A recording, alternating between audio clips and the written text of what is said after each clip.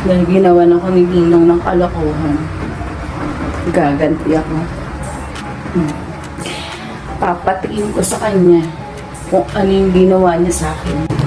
Kung ako, kinilig ako habang tulog, siya gising. Gising na gising.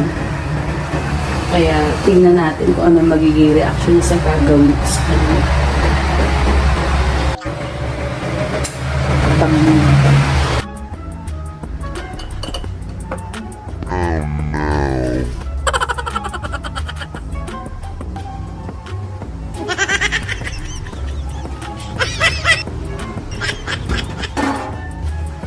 Tutunawin muna natin para di niya mahalata.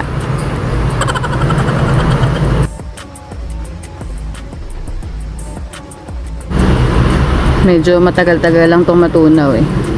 Kasi syempre baka malagay dun sa niluluto ko. Mahirap na.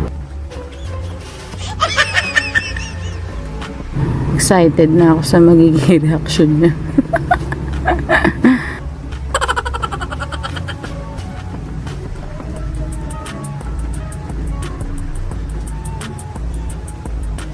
So ayan, mukhang pwede na to. Dali na natin to sa kanya. Daddy! Daddy, last na to. Tikman mo lang. Dinagdagan ko kasi ng konting toyo. Dami naman yan. Tikman mo lang.